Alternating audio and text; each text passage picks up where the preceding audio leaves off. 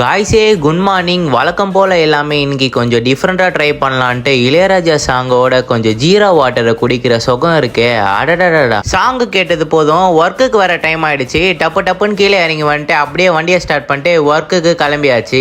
Work முடிச்சுட்டு return வீட்டுக்கு வந்து பார்த்தா அம்மா வழக்கம் போல் டயட் சாலட் செஞ்சு வச்சிருந்தாங்க. அந்த டயட் சாலடையும் ஒரு பொடியை பிடிச்சிட்டு அப்படியே நம்ம இன்னைக்கு ரன்னிங் ப்ராக்டிஸ் போனோம். சரி ஷூ எல்லாம் போட்டு அப்படியே நம்ம வண்டி எடுத்துட்டு நம்ம வழக்கமாக ப்ராக்டிஸ் பண்ணுற இடத்துக்கு வந்தாச்சு. இங்கே வந்தால் ஒரே கூட்டமாக இருக்கு. சிஎம் விஜய் அண்ணா பார்க்கறதுக்கு எல்லாரும் வெயிட் பண்ணிட்டு இருக்காங்க.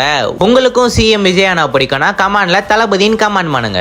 அப்படியே எனக்கு தெரிஞ்ச வார்ம் அப் பண்ணிட்டு அப்படியே நம்ம ரன்னிங்கோட ஸ்டார்ட் பண்ணியாச்சு. அதை நீங்களே பாருங்களேன். இந்த மாதிரி கனவு லட்சியம்லாம் வச்சிருக்கும் போது சுத்தி நிறைய பேர் சொல்லிக்கிட்டே இருப்பாங்க, உனக்கு எதுக்குடா இந்த தேவையில்லாத வேலை, நீ என்ன பெரியவனா, நீ என்ன ஹீரோவான்னு கேட்பாங்க.